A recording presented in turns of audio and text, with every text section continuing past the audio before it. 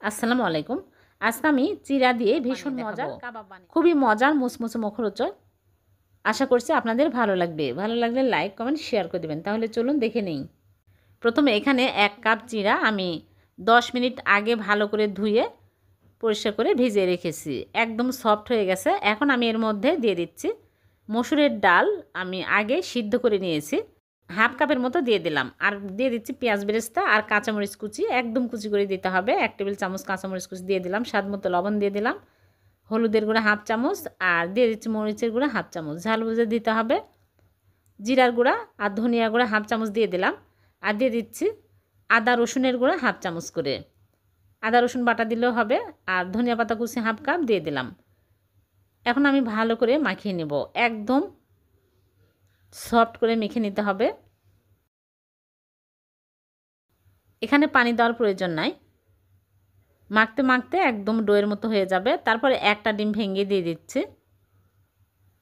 ডিম দিয়ে ভালো করে মাখিয়ে নেব।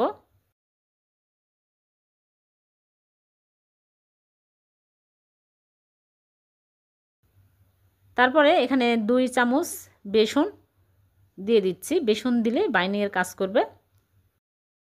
দিয়ে ভালো করে মাখিয়ে নেব।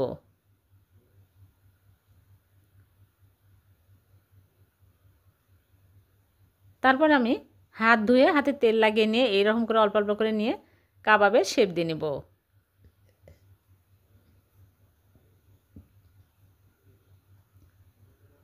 এভাবে একবার হলো চিড়ার কাবাব বানিয়ে দেখবেন। খেতে কিন্তু অনেক মজার হয়, মুসমুসে মুখরোচক, অনেক টেস্টি। সবগুলো আমি এইরকম করে বানিয়ে নিয়েছি। এখন এগুলো আমি তেলে ভেজে নেব। আগে থেকে চুলায় প্যানে তেল দিয়ে তেল গরম করে নিয়েছি। একটা একটা করে দিয়ে দিচ্ছি। এই কাবাব ভাজতে বেশি তেলের প্রয়োজন হবে না, সামান্য তেলে ভাজা হয়ে যাবে। আমি 2 ব্যাচে ভাজবো, একবারে হবে না। দিয়ে উল্টে পাল্টে ভেজে নেব মিডিয়াম আঁচে।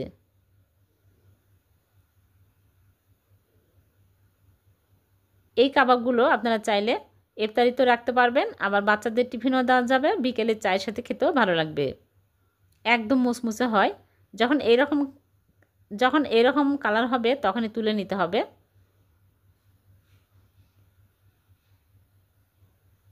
সবগুলো ভেজে তুলে নিয়েছি। হয়ে গেল চিড়া আর মসুরের ডালের কাবাব।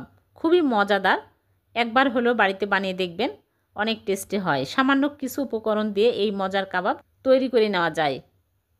একটা ভেঙে দেখাচ্ছে কতটা মুসমুসে আর লোভনীয় হয়েছে। ভিডিওটি যদি ভালো লেগে থাকে লাইক কমেন্ট শেয়ার করতে ভুলবেন না।